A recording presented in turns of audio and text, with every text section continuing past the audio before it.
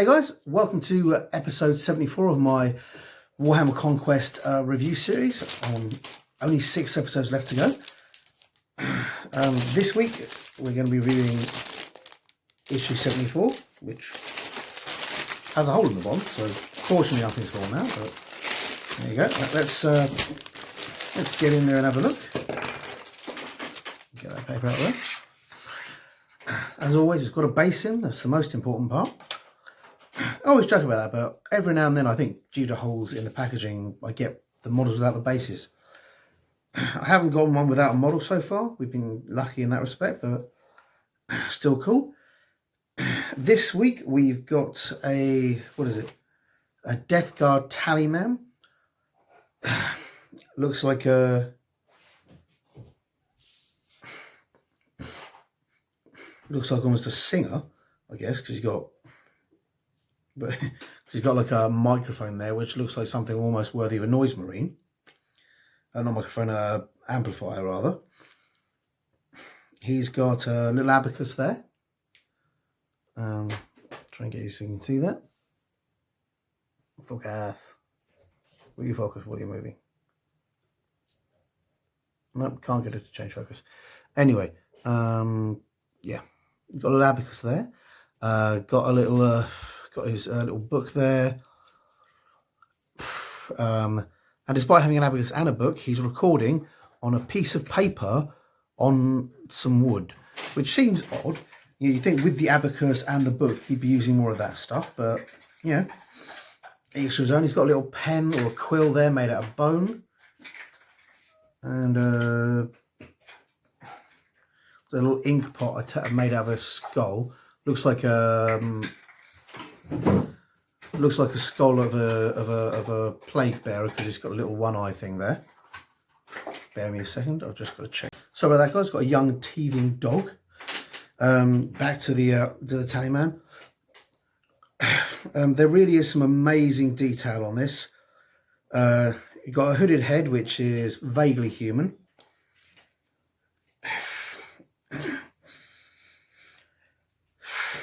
And there's a little nurgling, which are always the cutest part, as he's carrying some scrolls and dragging them across the ground. So that's always there. There's always nurgling around. Got some fantastic details. Some bells, some chaos symbols. A lot of the stuff etched in like rot actually is symbols on this one. You've got the 3 kind of fly I guess hive looking things in the shape of the Nurgle, the symbol of Nurgle. You've got the fly on there, which is a symbol of the Death Guard and Nurgle. Yeah, it's got plague bells and Nurgle symbols, just tiny bits and pieces right in there. You can't see it on the camera, but this is a really well done, really well detailed model. Copyright says 2017, so it's only 3 years old in terms of its design, so it is in line with the Dark Imperium sets and things like that.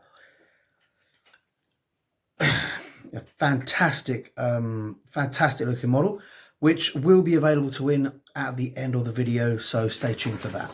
Okay, and we're going to have a look at what's in the magazine. As always, signed by Ian, our spiritual lead.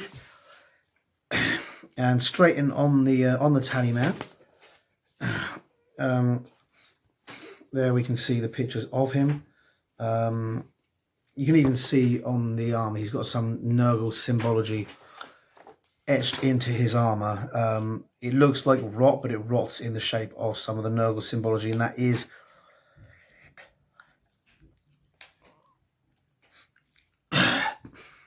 actually on the model. There is actually one difference in that the skull there looks like a 2-eyed human skull, but the actual skull on the model only has 1 eye. But there you go.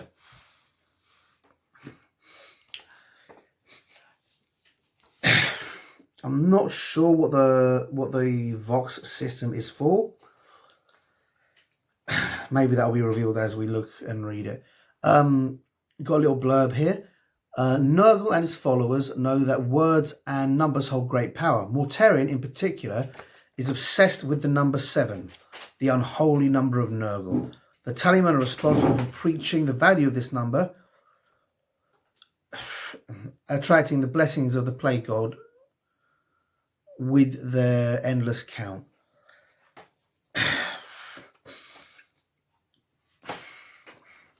Little fact, it used to be that the holy number of Nurgle was 3, but that got changed because you couldn't make squads out of 3, and they were in one of the I think it was 2nd or 3rd ed, some of the upgrades for the Chaos Army, because it wasn't particularly good, it received a boost in one of the White Dwarfs, and one of the things they did was give you extra stuff if you divided your troops into the holy numbers, Khorne's holy number being 8.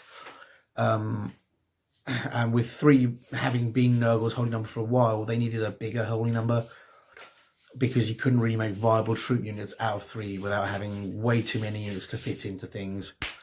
Because this was after 3rd ed, so the army building charts were in place, so you had to build armies in very specific numbers, similar to the Battleforged armies you get now. You could have a certain number of units, and it meant that Nurgle armies wouldn't work with if their units were numbered 3. So they had to they had to upgrade it to have the number 7. I think the number 7 might have been in the background before that, but a lot of the stuff I'd read had Nurgle's holy number as 3 because, well, he's got the 3 prongs of his symbol.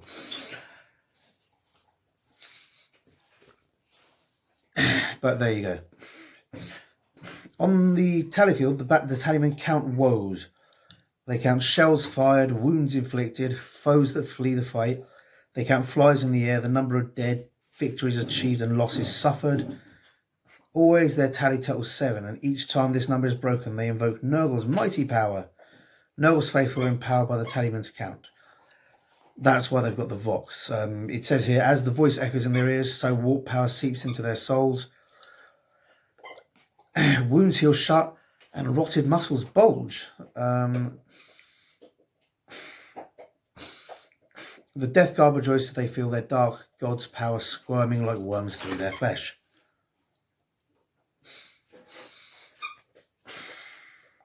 So that's pretty cool. We then move on to the back and to the next page.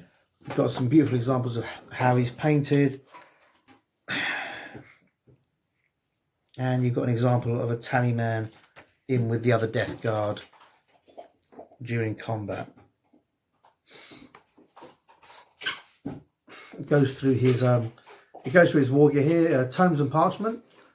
The tallyman's count is recorded by hand onto rotting paper with poison quills. To record the count, he carries heavy books and parchment covered in his spidery script. Nurgling attendants cape around the tallyman's feet, carrying his writing equipment and passing fresh scrolls to him whenever they're required.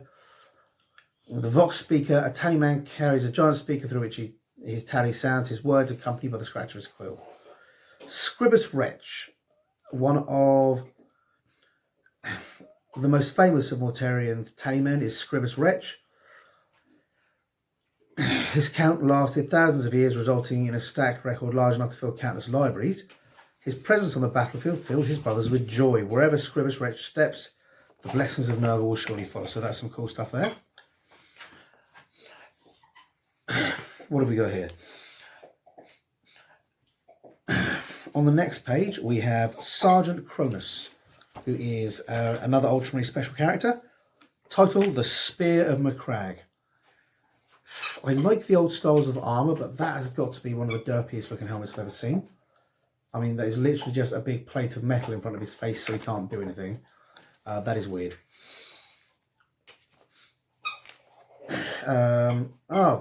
Roll Tank Commander. Maybe that's why he's got the really thick metal plate. Maybe it's to do with sticking your head out of a tank. You can see him sticking his head out there in his little shoulder Auspex device. As always, we can see that the hole that he's getting out of is not as wide as his shoulder armour. This has always interested me with Space Marines, frankly. You know, they've got these big shoulder plates and you've got to try and get out of these small hatches. Their armour is metal, so it's not like human flesh where you can squeeze through. It is the size it is, but they always seem to get out of the hatches on the models. Anyway, this guy's specialities are vehicle combat and marksmanship. He's got a little blurb here. Antaro Cronus is the most gifted of all Ultramarine tank commanders. His abilities extend to almost any tank in the Ultramarines armory. A few other tank commanders can match the accuracy of his fire. I'd imagine the reason they put almost is because that way you can't just throw whatever rules he has in with whatever Forge World model you get, just to avoid the potential of OP. And GW do try and avoid the potential of OP, they just don't always succeed. Let's read a little bit about them. For a spaceman to serve in the armory of his chapter is a great honour, for it is to be entrusted with the chapter's most valuable weapons of war. To succeed at the control of such a vehicle, its crew must suppress their own minds and emotions and adopt the steed's form as their own. So that's pretty cool. Kronos takes such skill and dedication one step further. Most Space Marine tank commanders tend to dedicate themselves to operating one type of vehicle, but Kronos is an expert at the helm of almost all of the chapter's ground-based vehicles, so no fighters for him. It is said that Kronos knows the capabilities and limits of every weapon system in every tank and can keep his vehicle operating even after it has suffered terrible amounts of damage.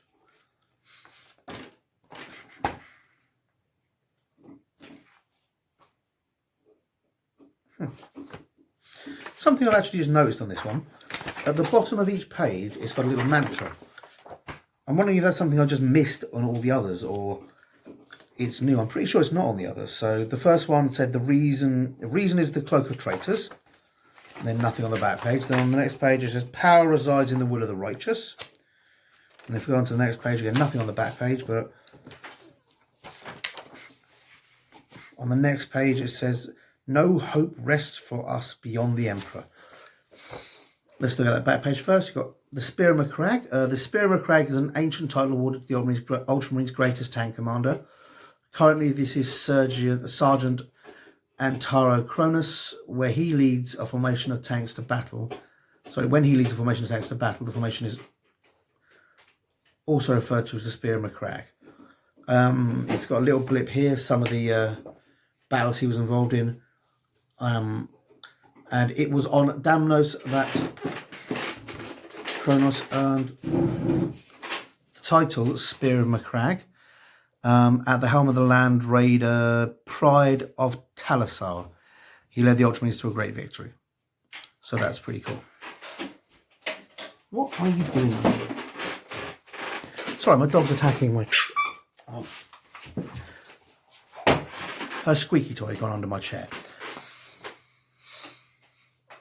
Yes, I love you too.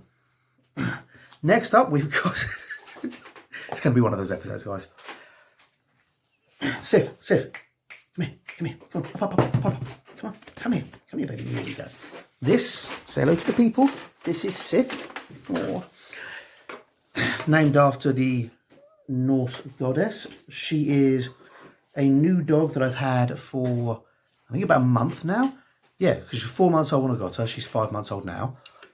She is an, no, don't eat my chair. She's 5 months old and she's teething, so she's chewing on anything. Excuse me. Boff. I just boffed her with an empty bowl. Doesn't cause her any harm, but she gets annoyed by it. She's teething at the moment, so she's eating everything, including my chair. Weirdly enough, nobody else's chair, just my chair. But then again, she is my dog. She is an Alsatian American Bulldog cross, so she's quite big at the moment, and she's going to get a lot bigger. But she is my baby. Yes, you are. You're my baby. Yes, you are. Yes, you are. Yeah, I'm one of those guys. But anyway, next we've got the Marine Suppressors. Sorry, guys. Next, we've got Space Marine Suppressors. These are one of the new guys off of Shadow Spear. You won't be getting any of these guys with Conquest. You'd need to buy the Shadow Spear box set, or I believe they just come out individually. Caused a bit of a stir in the Warhammer community, because if you look at them, they're flying, but they've just got those little grav chute bits. They don't have jump packs or the huge packs of the Space Marine drop guys. The reason for that is that they don't drop from orbit. You know, the previous flyers we've seen had the ability to deep strike from orbit. These guys don't. They operate on a similar mobile heavy weapons ideology, but these guys just kind of buzz around the battlefield, a little like Nurgle units, I guess, with these heavy guns. They're another heavy fire support role, similar to their predecessors, but they're a lot lighter. They don't have the huge armor, although they do have the foot plates to absorb impact. And they have these big long guns, and a lot of people were not happy with the look. I like it. I think it's okay. It is worth remembering that the Space Marine backpacks always had a jetpack capacity, but that mostly was just for moving around in space rather than moving around in actual atmosphere, which is why they need the bigger jump packs. The idea here is that with the grav blade technology, which is another one of Call's developments, they can reduce the weight of the Space Marines, and thus with just the addition of a standard smaller thruster, and which they have, and you can see there 2 thrusters, they're capable of hopping around the battlefield and just moving more quickly and over rough terrain to allow them to basically lend heavy firepower to their Primaris brethren. They're another, as I say, another heavy support unit.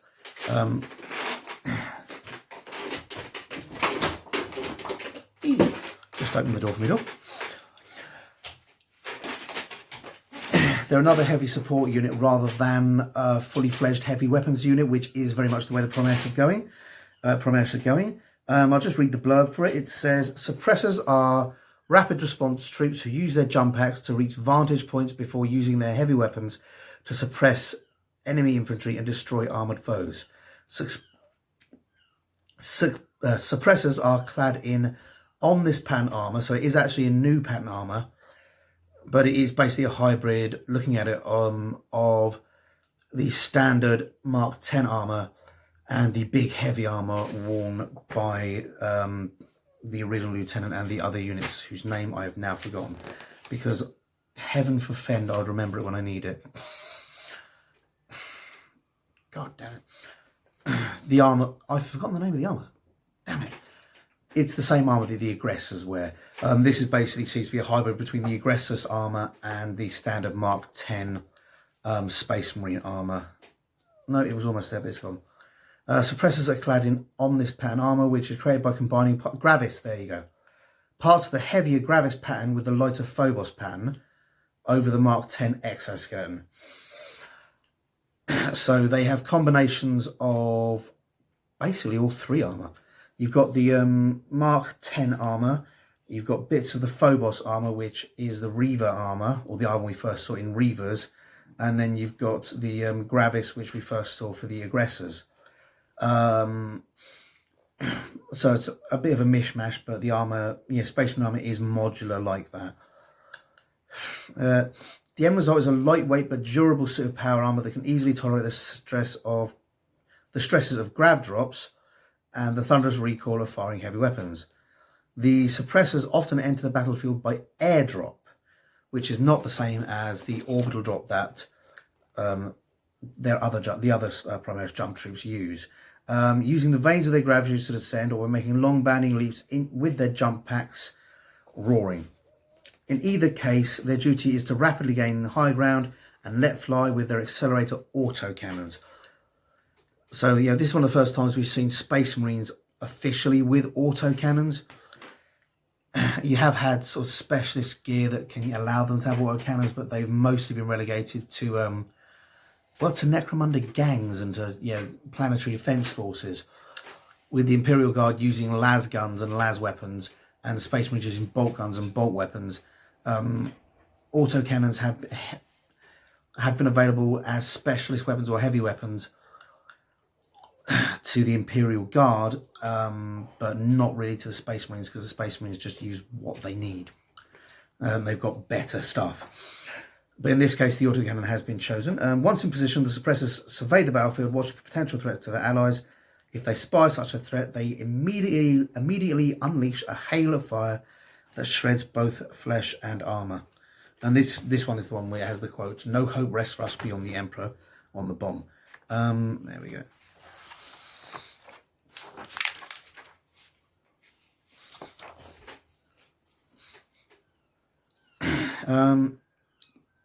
It doesn't go into the rules, but it doesn't go into the rules, but it states the accelerator autocannon wielded by the suppressor squads is a lethal piece of equipment with a rate of fire greater than almost any other weapon in the Space Marine Army, and they are lightweight enough to be carried across the battlefield. I imagine that's why they've gone for autocannons. Actually, here you can see some of the problems that people are having with the suppressor autocannon. One of the complaints was it was just too long and disproportionate to the Space Marines. It made them look off balance. Space Marine weapons have always been huge, and when they started carrying the weapons down there, a lot of the weapons were carried over the shoulders. But when they started going, well, actually they've got power armor, they can carry the weapons in their hands. There was always that fact that it looked ridiculously big, which very much, when you think about how it would look realistically, it is absurdly big. But on the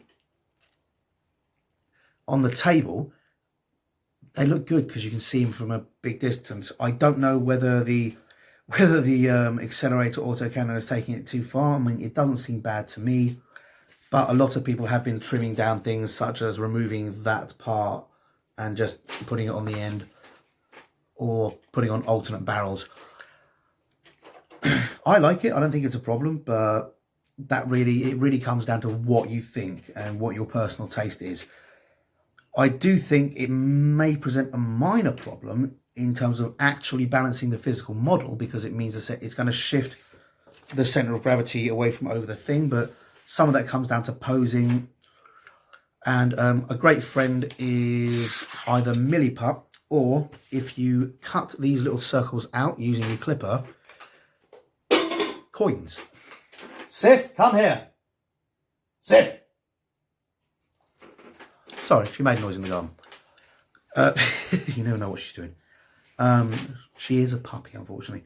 Well, not unfortunately, it's lovely. But yeah, your old copper coins, get in, can be used to provide some counterweight, so it's not too bad. But again, if you have any problems, it's got, just behind the barrel there and just in front of the barrel there are two perfectly good clip points. You could easily cut it there and shorten the barrel if that's your preference. So let's go through the war gear. Grav vanes. Grav vanes allow the suppressor to jump out of the transportation at a high altitude and drop in flights. What the grav vanes do is they affect the actual gravity. The grav vane is the sticky out bit rather than the bit of the circle, weirdly enough. A lot of jump troops are getting grav vanes now. Ammo belt. The suppressor's accelerator autocannon is belt fed from a drum magazine on his backpack, because it goes through a lot of firepower, I'd imagine. Thrusters. The Omnus armor contains a series of thrusters allowing the suppressors great maneuverability, and we can recognise them from the Marine backpacks. They're the standard thrusters. They've got two on their heels. They've got one on each heel, rather, and two on the backpack. That's what allows them to jump. They can't fly from orbit and basically move themselves in like previous jump Marine Primaris. These guys operate a bit more like standard jump marines, and they go from one place to the other. You've got the Omnis armor, which we've discussed already. You can have a smoke launcher, which has a couple of shots of smoke grenades, which is a nifty idea if you're jumping high into the air. It says here which can be used to master withdrawal, but I'm sure it can be used to master advance as well. Other weapons, suppressors carry frag and crack grenades and a bolt pistol for close quarters fighting, which means they can scrap along with other marines if you need them to. Next, we've got yet another variant of the scout unit for the Primaris. Shadow Spear saw a lot of stuff coming out for the Primaris. We covered 2 of them in the previous magazine, and this one is covering a third, which is the Eliminators. The Eliminators are snipers that belong to the Space Marine Vanguard. They operate in the shadows of the battlefield, picking off targets opportunity with their weapons. This is also another pattern that we're seeing with the Primaris over the Space Marines, and it really harks back to the old Heresy Legions, in the where the units and the chapters are often operating in larger formations as part of crusades led by Gilliman and things like that. They can afford to have units specifically dedicated. So instead of having a generic Space Marine scout or a generic Space Marine jump troop and then being able to equip them differently, you've got different units that specialize. So I mean, these guys have specialized armor and specialized weapons. They're different to their predecessors. We've got 4 different types of scouts, including the Eliminators. You've got your Reavers, and your other 2. I'm just actually going to look that up because that's bugging me now. Sorry about that, guys. Yeah, there's Incursors, Infiltrators, and Reavers already, and now we've got the Eliminators, which gives us 4 distinct units with distinct equipment. The Incursors and the Incursors, my brain's just failing today. The 2 units that I just mentioned 5 seconds ago and the Eliminators, I believe, come out of the same box set, whereas the Reavers have their own box set. But I checked that before buying.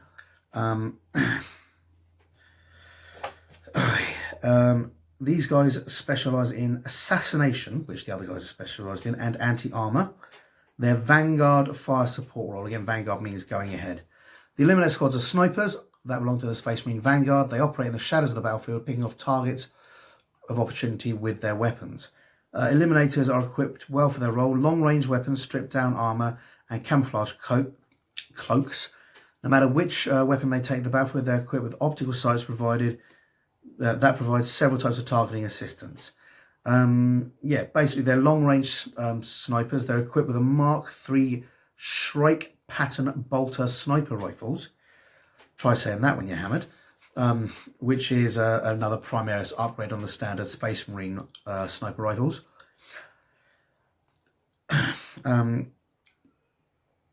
Filled with special ammunition for every tactical situation. That used to be something that the Imperial Assassins had. They had multiple ammunitions, and the Rattling Snipers had, for the Imperial Guard, they had multiple types of ammunition they could use. These guys get hyperfrag rounds detonating in a shower of shrapnel, devastating close impact infantry. Executioner rounds that are high-tech missiles guided by small computer systems that can even change direction mid-flight. It doesn't say, but I'm guessing that's the target individual guys. And And mortis rounds spew toxins into the flesh and cause the target's cells to break down, killing them in a few agonising seconds. So where your Reavers are close range and the other 2 were medium range, the Eliminators are long range firepower. So they do fulfill separate battle roles. As I say previously, you would have just taken Space Marine Scouts and equipped them with sniper rifles or bolt guns or hand-to-hand weapons and work them accordingly. The Primaris are going for much more for specialised units. Oh, there you go, breaking a page there. Here they are. Here's some pictures of them. They're looking pretty hench. All Eliminators carry bolt pistols. Although they try and stay away from close quarters fighting, this sidearm allows them to defend themselves should they be engaged. Little sniper thing on there. So I'm pretty sure if you're close enough, a sniper suppressor, sorry, not sniper, a little silencer, a suppressor not going to make much difference. Little known fact, when you hear that beep, beep in movies, that's rubbish. They make less noise than a normal gun, but you can still hear the explosion of the gunpowder in the shell which fires the gun out the barrel. The suppressor doesn't stop that. I think the idea of suppressors was to make them quieter and harder to locate and to reduce muzzle flash. They don't make them silent. Most Eliminators are equipped with a bolt sniper rifle. This weapon can fire several types of ammunition. We've been over that. Some battles require squads of Eliminators to engage enemy armour. Oh, that is cool. Las Fusils instead of sniper rifles. So basically, a baby las cannon. These guys, I'm looking at these guys, they must have their own box set. The God damn it, the Incursors come in a double box set, which builds the two types of Marines we previously discussed, because I can't remember the names because I'm tired. Fucking brilliant, genius. Whereas the Eliminators, looking at them, are their own box set. There's so much different stuff, you couldn't possibly have all three in one box set without it being £1,000. And the Eliminator Sergeant occasionally opts to wield Instigator bolt carbines. This is still a marksman's weapon, but sacrifices a sniper rifle's range for greater mobility. This allows the Sergeant to keep firing as the squad manoeuvres position. Yeah, it gives you a few extra shots while you're moving. And frankly, if you're firing him, you can't run or advance. I wouldn't think. Because it is a standard bolt rifle, so I wouldn't bother. I just use your firing turn to go a little further. Also, it does have the disadvantage that when the squad finds its new position, there's a good chance that that sergeant won't be able to fire with the rest of the squad. The reason I say this is because it was always a problem with the classic Marines. If you equipped people with specialist weapons like melters, the melters would fire at a certain point, and usually at armour, and the bolters weren't much cop, and the bolters would fire at units, and the melters weren't much cop. So for 50% of the battle, a chunk of your, if you're lucky, say half the time you get to use your melter, half the time you get to use your bolters. For 50% of the battle, you've got dead points just hanging around your units. Whenever I see sort of alternates like that, I do worry that it is, like I say, it is dead pointage. When you're firing your sniper rifles, he's not going to be in range of a lot of things that you're firing your sniper rifles at. When you're firing him while they're moving, you're not firing your sniper rifles and you're not running. So it's not as bad as the melter / flamethrower special weapons problem in Space Marine Tactical Squads, but it still does. It still feels like, if you're going to use them, go down the route of saying they're a specialist, that's what they're designed for, equip them for that and make them as good as possible at that, rather than having him be the guy that fires 2 shots when you use them and the rest of the squad's useless, or the rest of the squad firing long range firepower and him not being able to shoot and he's useless. I kind of feel like you get more bang for your bucks that way. Okay, we're moving on to the Tallyman. Below is a simple stage-by-stage guide to building your Tallyman. Follow the guide carefully, applying glue to areas of the model that are highlighted in yellow. See reverse of the page. I don't need to read that bit. Be careful not to apply too much glue as it can melt the plastic and obscure details. The reason I've read that bit is because there is a lot of really nice detail on this guy. And a lot of really delicate bits. So this is one to really be aware and be careful where you're using your glue. Try not to get on your fingers. Try not to melt any of the gorgeous detail on this thing. Because it's fantastic. I believe this guy's... Sorry, what's the thing? It's morning this morning. Sorry, working late last night, up early this morning, doing many things. I wasn't working late last night. I was working early. What the hell was I doing late last night? Oh yes, taking my kid to drama. She's doing a new drama group. it's her thing, but I was out till late picking her up. If you wonder why I'm out till that late picking her up, it's because I've got to get a bus, because I have Tourette's. I don't drive. Driving would be a short and exciting journey into a wall. But anyway, yeah, be careful with that guy, where he's got so much detail on it, and he's got detail in places like the legs and on the wrist. There, you don't want to get glue on your fingers, and you don't want to melt that detail. Yes, it would look like a nice Nurgle melt, but you would lose some of the amazing stuff on it. Got the clip of safety, obviously that's important in case someone loses an arm. And then you've got the instructions. It's another easy to build model, so it's fairly easy to put together. I looked on the website, and no, I'm going to have to look on the website again. Sorry guys, I'm really tired and I'm forgetting facts, and I forgot to write some of them down. I'll be back in just a second with the price. By movie magic, I am back.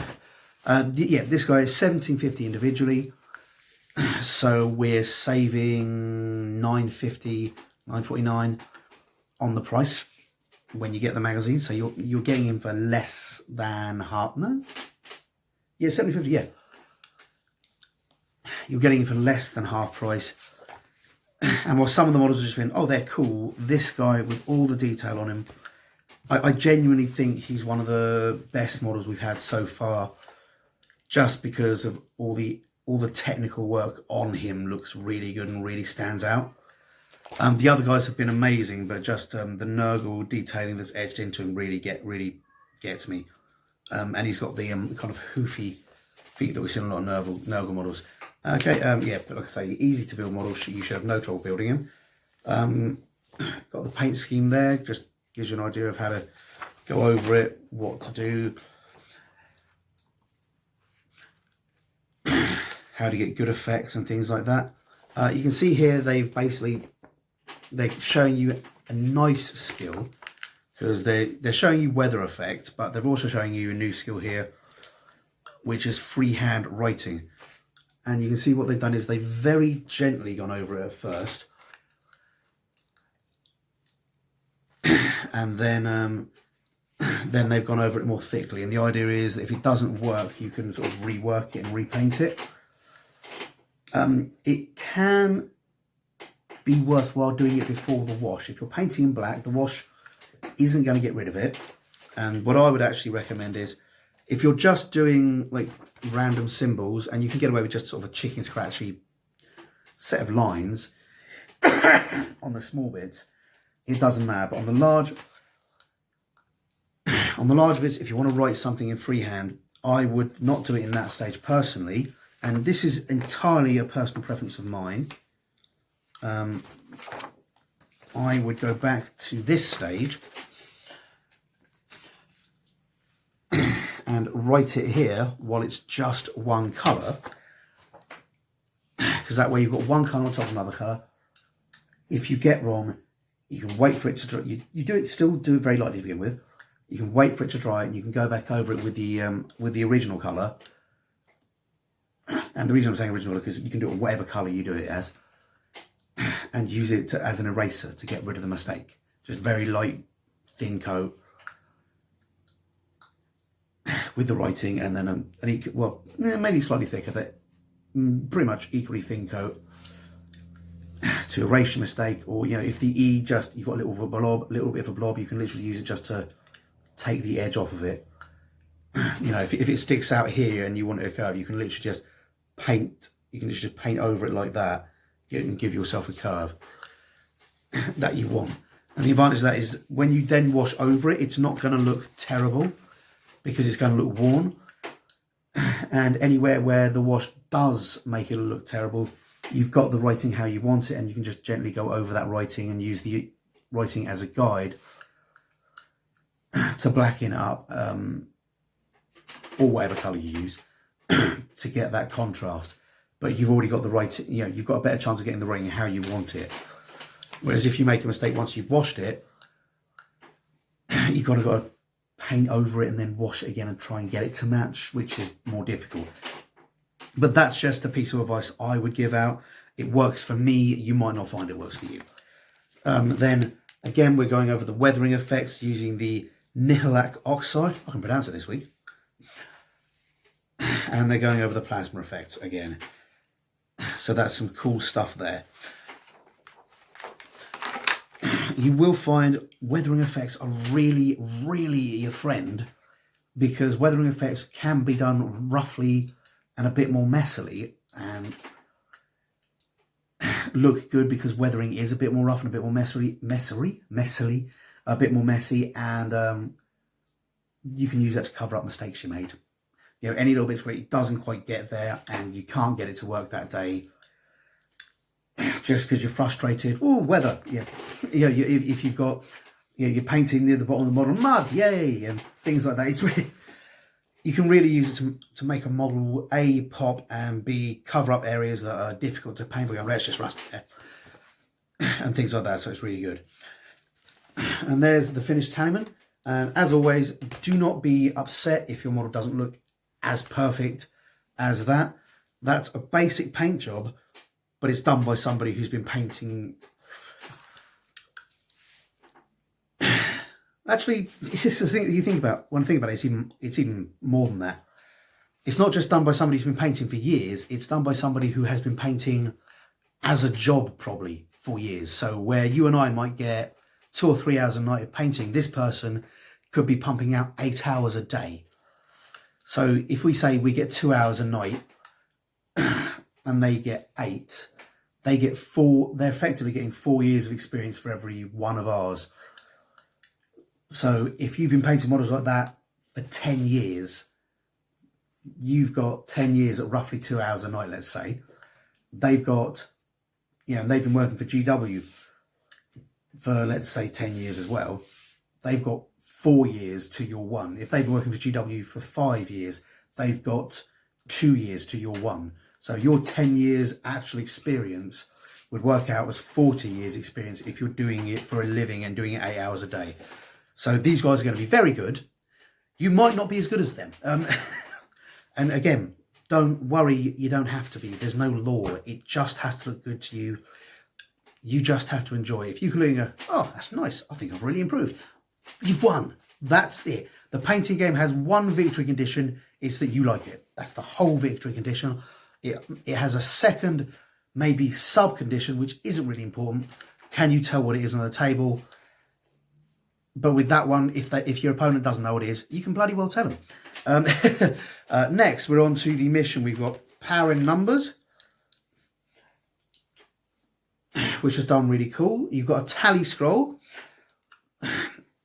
So you've got extra things to do. Sacred number 7. The Death Guard Sorcerer have identified 3 places of power where the veil between the warp and reality has already begun to weaken. Typhus and Lord Thelthus have ordered their troops to draw the Space Marines into the battle in these 3 locations. A tallyman will accompany each of these forces. If the tally grows big enough, the unholy corruption of Nurgle's realm will begin to wend its way into reality. Each tallyman carries a ream of scrolls on which they count their tallies. The scroll below and the tally on each of, use the scroll below and the tally on each objective as you play through the mission 3 times. If you manage to tally all 7 objectives, then your Death Guard forces will be victorious. I'm assuming that's all 7 objectives over the 3 missions, so you've got 3 chances to fill this in. Basically, it's a shopping list of Nurgle. In order to summon it, the Marines need to do these things 3 times. 7 disgustingly resilient rolls passed in 1 turn. 7 supercharged plasma shots fired in 1 turn. 7 ultramarine models slain in 1 turn. 7 poxstalker models slain in 1 turn. So you've got to try and get your own models killed as well. 7 psychic tests passed in 1 game. Now again, it doesn't say by you or the enemy on this, so I'm assuming if your enemy passes it counts. I don't know. 7 Death Guard command points used in 1 game. Do you get 7 Death Guard command? You're going to get a lot of command points on this one. And 7 victory points earned over 3 games. If you can fulfill all of these, you summon Nurgle badness. this may seem weird, but actually a lot of actual rituals involve numbers of things and achieving certain numbers of things at certain times and certain dates. So it's not entirely unlike real rituals, although you won't summon anybody doing this. Fingers crossed.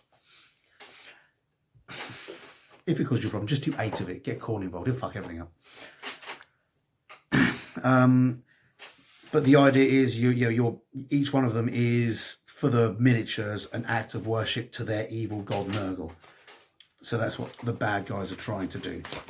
Okay, again we've got the long board, and again it's the roll off and then place the battlefields whoever the winner decides. And again it's place the scenery in a mutually agreed manner. Roll off and start with the winner. Each player places one single objective marker. These objective markers must be more than 9 inches from the other player and any battlefield edge.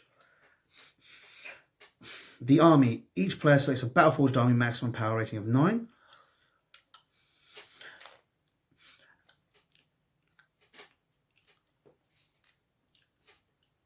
So you'll have plenty of command points because you have battle-forged armies. Deployment, the player rolls off, the winner chooses the deployment zone, players then alternate deploying.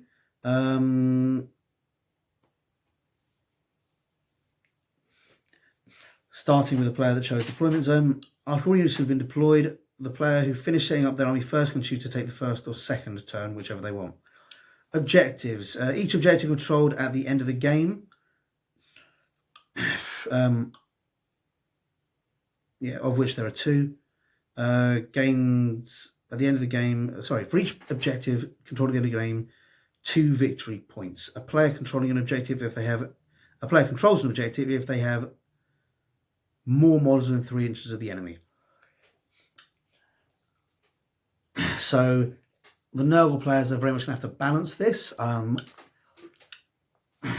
At some, flooding guys with your cultists and your poxwalkers to get more models is a great idea of gaining objectives. But at the same time, you do want a bunch of those models to get killed. So you've got to kind of decide which one you want to do. Because there's no point flooding it with poxwalkers and then having 7 of those poxwalkers get killed on purpose and realising, oh, I've got 3 poxwalkers left to his 5 marines. Damn, I lost that objective point. So you'll have to think about that. Enemy warlord slain, 1 victory point. Battle game lasts for 5 rounds. If a Death Guard player completes their tally score in 3 games, they are victorious. So I really like this one. I'll just quickly explain why. With the objectives, the Nurgle player doesn't have to win doesn't have to win by killing everyone or even survive. You can be tabled, and provided you've achieved your objectives, you can still count that game as a win for you. If you kill 7 Ultramarine models, if you blow up, if you supercharge 7 plasma shots, and they also kill, and you lose a bunch of guys, then you still won. If you charge in, kill 7 Ultramarines models, but sacrifice a bunch of guys doing it, you've still gotten some of your tallies off, so you still moved yourself forwards in your objective. Living doesn't matter to you at this point. Achieving the objectives matters.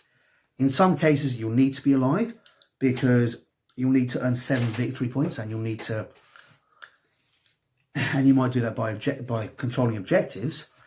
But as long as you, for pretty much all of the others, you've got to throw your guys in to get shot at in order to be rolling 7 disgusting resilient rolls, and you're going to lose a lot of guys trying because it says rolls passed. You've got to put out psychic things every turn to try and pass psychic roll tests. The command points shouldn't be too bad, but you've got to take risks to do these. So, it doesn't matter if all your guys die in the game, as long as, where are we? 7 victory points. Let's go back and look at those victory points. each game has a potential of 5. 2 for each objectives and 1 for each warlord.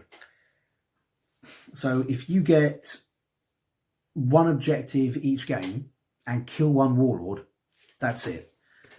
And it's not that hard to maintain 1 objective. So you only need,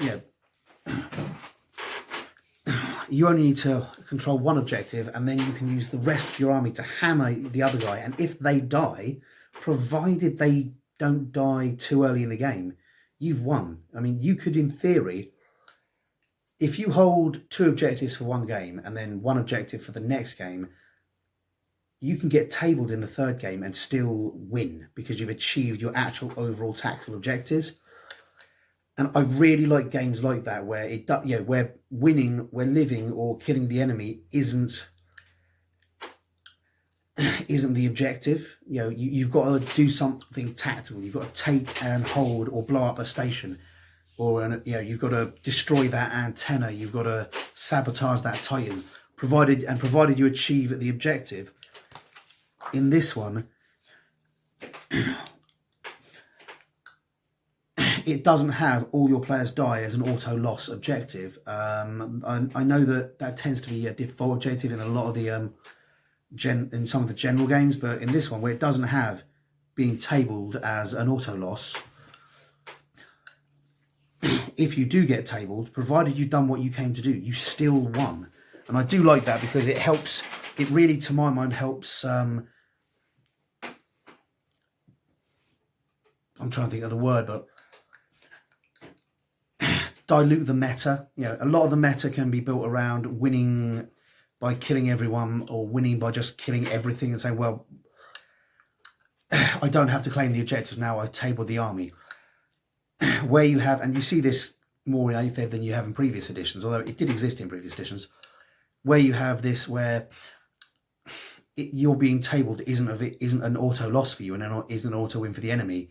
It means they can't equip their army and buy their army for 1 job and 1 job only. They have to be tactically flexible. They have to have other units they can use, which really opens up the game in my mind. I love that shit. Here we've got the stats of the Tallyman, so I'll just go through these. Pretty standard along the stat bar. Movement 5, weapon skill and ballistic skill both at 3+. Strength 4, toughness 5, which is standard for Nurgle. Wounds 4, which is respectable. Attacks 3, again respectable for a single unit. And leadership 8 and your standard 3+ save. It says that the Tallyman is a single model armed with a plasma pistol, blight grenades and crack grenades. Obviously where it's a single model, his positioning on the battlefield will be key. If you put him up front, as with all other single models, he's going to be targetable. He's not a special character. I don't know if he's a special character, but so I don't know if that rule applies to him entirely. But if you've got him behind other guys, he's going to be better protected. Plasma pistol. When attacking with this weapon, choose one of the profiles below.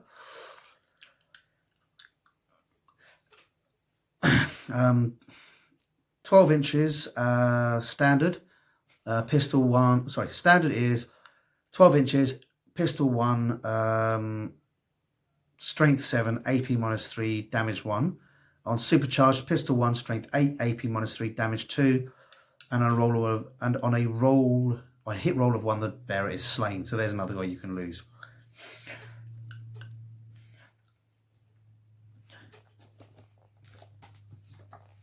I really do start to wonder if plasma weapons are worth it for some of the bigger wound units. Because some of this stuff, it doesn't say takes a wound, it says is slain outright. So with a 4 wound guy, you really need to think when you want to use that plasma pistol. When he's only got 1 wound left, fine, but if he's on full wounds and you roll a 1, you can effectively kill him first action, first turn. And particularly with this model, he's really not here to fire a plasma pistol, he's really here to do other things. You've got blight grenades, which are range 6, grenade D6, so that's D6 hits. Strength 3 and AP 0, damage 1, but you can reroll wounds. You can reroll rolls of 1, wound rolls of 1 for this weapon. I'll get there in the end. Crack grenade, range 6, grenade 1, strength 6, AP -1, and damage D3. So there's a nice grenade there. Abilities. Death to the Force Emperor. For each hit roll of 6 this model makes in the fighting phase, it can immediately make an extra attack against the same unit using the same weapons. These extra attacks cannot roll more attacks, so you've got a chance to really get a few extra kicks in there. Disgusting Resilient. Each time you lose a wound, you roll a 5+, and the model doesn't lose that wound. So again, you're going to have to throw a lot of models into battle to achieve the objectives that we discussed on the previous page. Then they're going to have to fail their armor save. You can't voluntarily fail it, to my knowledge. Then they're going to have to succeed their Disgusting Resilient, which isn't as good as their armor save. So you're going to have to really throw a lot of models in there very relentlessly, which is the Death Guard way, just the relentless march, and watch them get killed to a certain extent. Festering Zealot. You can reroll failed to hit rolls in the fight phase for friendly Death Guard units that are within 7 of this model. So again, that is a 14-inch diameter bubble. So that's a big bubble in which you can affect other troops. So that's pretty good there. There are 2 advantages to having a big bubble. One is you can affect a lot of troops. 2 is you can stay behind troops and a bit more out of harm's way and still affect troops. So that's cool there. And the 7-fold Chant, which is his cool ability. If your army is battle forged and you have the talisman on the battlefield, roll 2d6 each time you spend a command point to use a Death Guard stratagem. So not only are you using a stratagem which works, every time you do use one, you get to roll 2 dice and get a special effect, which very much encourages you to use stratagems. And in addition to that, if you get a 7, you get an extra ability. Admittedly, it is a sorry, I'm just doing the maths. 32. 6 times 6 is 36. 6, 12, 20, 6, 12, 18, 24, 32. 6, 12, 18, 24, 32,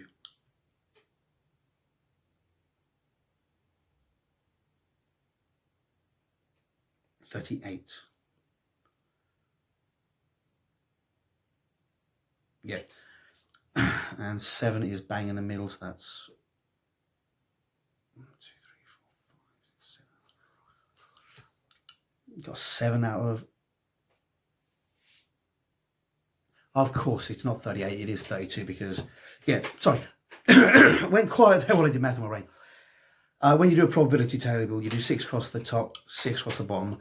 There's 32 different options because the option of 7, which is the one that will go right down the middle, is usually crosses over on both the dice. Well, crosses over on both the dice. So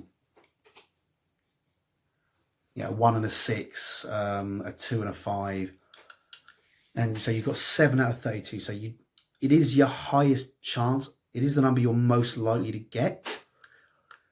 But there is, that's still a very small portion out of a very large portion. It's a 7 out of 32, 6 out of 32. It's 1 in 6 basically. Sorry, I did the probability for another game. So sun's just shining through, made everything orange. So there is a fair chance of getting it, but not a good chance of getting it. So if you roll that, I'm really tired, so I've almost certainly cocked up that probability. If you know the probability or want to work it out, please put it in the comments so that other people can read it.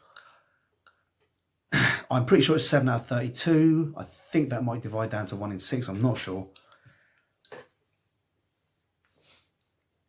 Because my brain is going slightly skew. So you've got a reasonable chance of rolling it. Not a great one, but it's still worth doing. But if you do, it bestows his blessing upon the army. Command points spent to use that stratagem are immediately refunded. So you've got a small chance of basically getting your command point back. It's not going to be something you can rely on. It's certainly not going to be game breaking, but it's going to be fun.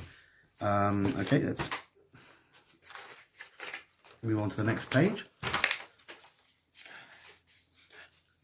Slight difference here. We're getting towards the end, so it looks like instead of trying to get you into things and get you doing things that you've never done before, they're assuming that you've gone to your GW by now, or there's no point in subscribing. So they're advertising their games, Ultramarines, Terrain, Death Guard, all a lot of cool stuff you can get from Games Workshop, made by a company called Citadel Miniatures, who are a subsidiary of Games Workshop and have been for a long while. Now let's look at the next page, the next issue. Tanky! Tanky, tanky, tanky, tanky, tanky. There's a tank. It's 4 parts, so if you want multiples, speak to your news agent or supplier and get him to order you multiples. It's even in 4 parts, it's still going to save you quite a bit of money. It's definitely worth doing. The only downside is if your news agent fails to get you each of these issues in however many multiples you want, then you're going to be left with incomplete models. If you just want one and news agent gets you 3, incomplete model. If you decide you want 4 tanks, which wouldn't be unreasonable considering the amount of army they've given you in this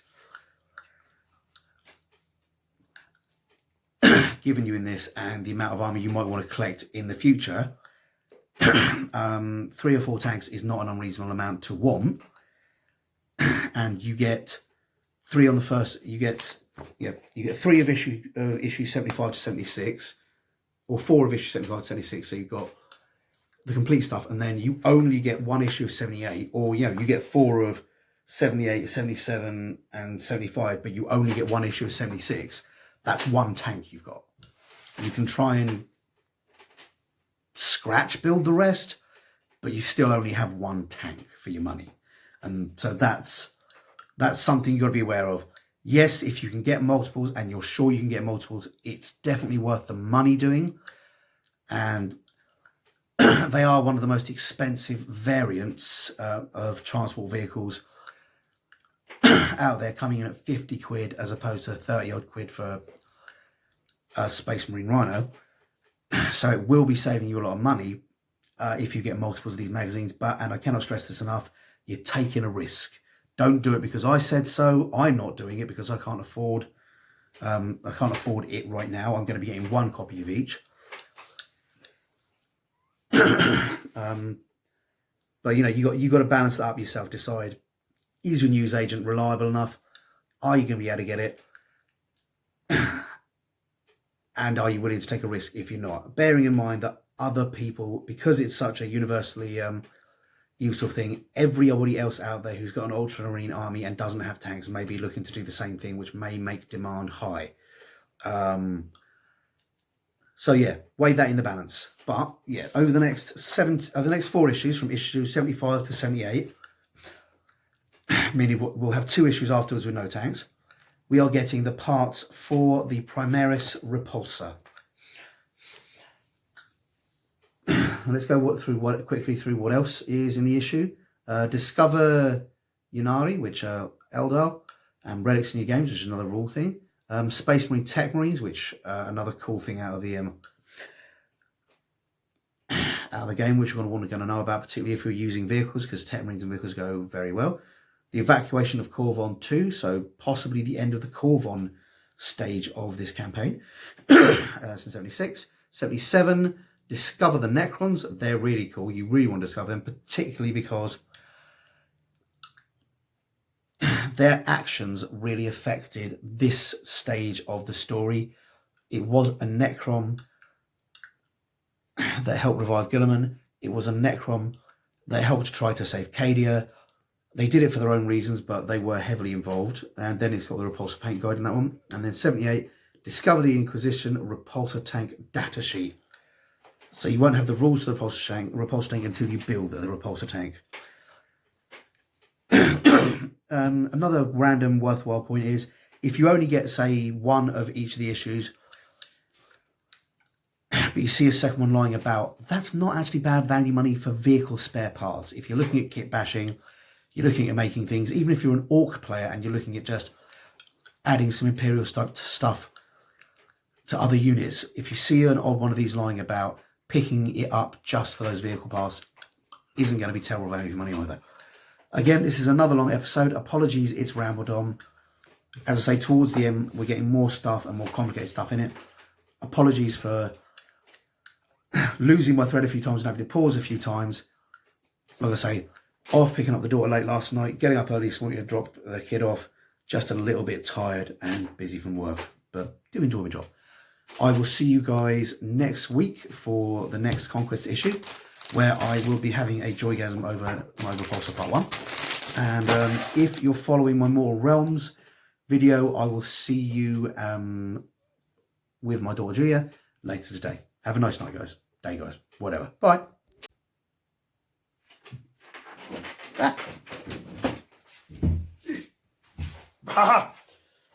That's how tired I am, guys. As always, I don't collect Nurgle, so not goodbye, competition. So if you want to win this, leave a comment below the video and I'll randomly select somebody and I'll send it out to them. I hope you guys enjoy the models you're getting.